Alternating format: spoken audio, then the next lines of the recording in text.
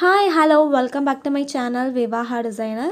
Aariwork blouse பொறுத்தளவுக்கு இப்போ new designs வந்துக்கிட்டே இருக்குது.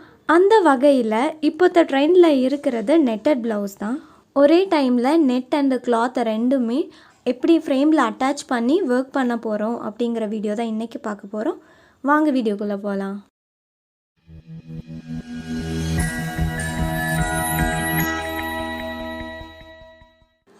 Hi guys, welcome back to my channel vivahadesigner. இந்த வீடியோவில் நம்ம என்ன பார்க்க போகிறோம்னா நெட் ப்ளவுஸில் ஆரி ஒர்க் பண்ணுறதுக்கு நெட் கிளாத்தும் ரெண்டும் சேர்ந்து எப்படி ஃப்ரேமில் அட்டாச் பண்ணுறது அப்படிங்கிற வீடியோ தான் பார்க்க போகிறோம். நம்ம 10 சைஸ் ஃப்ரேம் தான் நான் எடுத்திருக்கேன். இதுதான் ஸ்மால் சைஸ். இப்போது நெட் அண்ட் கிளாத் வந்துட்டு எப்படி அட்டாச் பண்ணுற வீடியோ தான் நம்ம பார்த்துட்ருக்கோம். ஸோ வீடியோவில் கவர் ஆகிறதுக்காக தான் நான் சின்ன ஃப்ரேம் எடுத்திருக்கேன். ஸோ நீங்கள் வந்துட்டு ஒர்க் பண்ணும்போது 18 இன்ச் ஃப்ரேம்லேயே ஒர்க் பண்ணிக்கலாம். இதில் 1/2 மீட்டர் சில்க் காட்டன் ப்ளவுஸ் எடுத்திருக்கேன். இந்த 10 இன்ச் ஃப்ரேமுக்கு 1/2 மீட்டர் வந்துட்டு போதும். ஸ்கின் கலரில் நெட் கிளாத் வந்து நான் எடுத்திருக்கேன். ஆல்ரெடி இருந்தது, அதனால் நான் இதில் யூஸ் பண்ணிக்கிறேன்.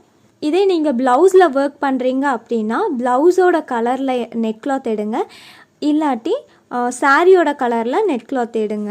நெட் வந்து செலக்ட் பண்ணும்போது நல்லா திக்கான நெட்டாக பார்த்து எடுங்க. ஏன்னா லைட்டான நெட்டாக எடுத்தோம்னா நம்ம வந்துட்டு ஃப்ரேமில் மாட்டும்போது டேமேஜ் ஆகிறதுக்கு சான்சஸ் இருக்குது. அது கொண்டு தான் சொல்கிறேன். ஓகே, இப்போ வந்துட்டு எப்படி ஃப்ரேமில் அட்டாச் பண்ண போகிறோங்கிறத பார்க்கலாம் வாங்க. ஃப்ரேமில் வந்துட்டு நான் inner ring and outer ring ரெண்டுலேயுமே நாடா வந்து சுற்றி வச்சுருக்கேன். ஃப்ரேமில் கிளாத் ஃபிக்ஸ் பண்ணும்போது கிளாத் டேமேஜ் ஆகாமல் இருக்கிறதுக்காக தான் இப்படி பண்ணுறோம்.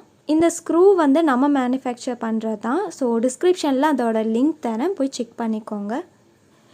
எதுக்காக அந்த ஆரி ஃப்ரேமில் வந்துட்டு அந்த ஸ்க்ரூ யூஸ் பண்ணுறோம், எப்படி யூஸ் பண்ணணுங்கிற வீடியோ டிஸ்கிரிப்ஷனில் உங்களுக்கு லிங்க் வந்து கொடுக்குறேன். ஃப்ரேமோட இன்னர் ரிங்க்கு மேலே வந்து நான் நெட் கிளாத் வந்து விரித்து விடுறேன்.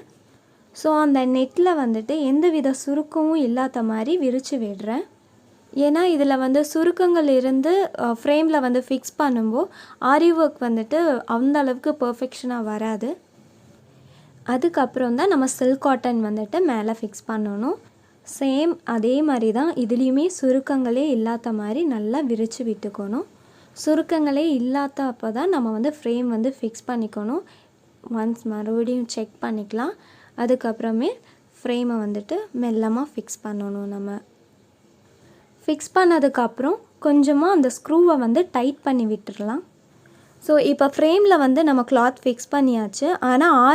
ஆனால் இன்னும் ஆரி ஒர்க் பண்ணுற அளவுக்கு ஃப்ரேம் வந்து டைட் ஆகலை. அதுக்காக ஸ்க்ரூ வந்து இன்னும் கொஞ்சம் கூடி டைட் பண்ணிக்கலாம்.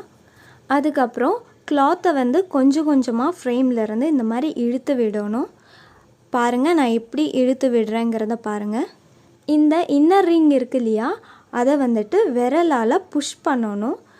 கிளாத்தை வந்துட்டு புல் பண்ணணும். ஸோ இதை வந்துட்டு கரெக்டாக மெல்லமாக பண்ணணும். ஏன்னா ஸ்பீடாக இழுத்து விட்டோம்னா ஒன்றா ஃப்ரேம் வந்துட்டு கலண்டு வந்துடும்.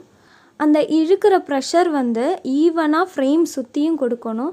ஏன்னா அப்போ தான் இப்போது இன்கேஸ் கிளாத்தில் வந்துட்டு லைன்ஸ் இருந்தது, வேறு ஏதாச்சும் டிசைன்ஸ் இருந்ததுன்னா அந்த டிசைன் வந்துட்டு அதோட ஷேப் சேஞ்ச் ஆகாமல் இருக்கும்.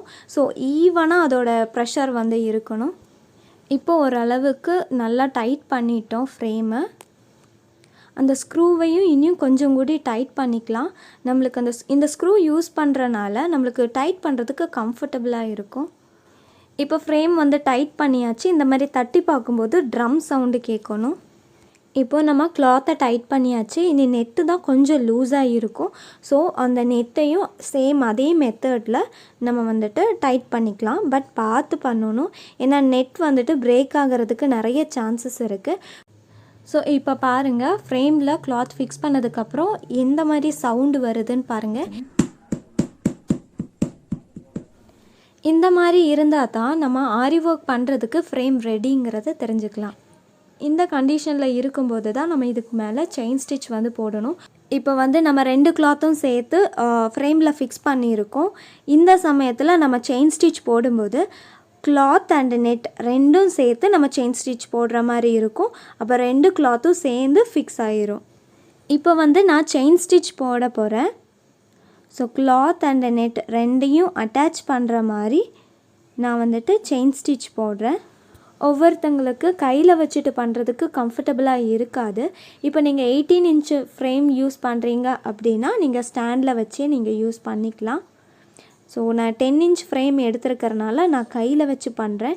ஸோ எனக்கு கொஞ்சம் ஸ்லோவாக வருது, கையில் எனக்கு கம்ஃபர்டபுளாக இருக்காது அந்த அளவுக்கு. ஸோ இப்போ பாருங்கள், நான் செயின் ஸ்டிச் போட்டிருக்கேன். இப்போ நான் ஃப்ரேமை வந்து திருப்பி காட்டுறேன்.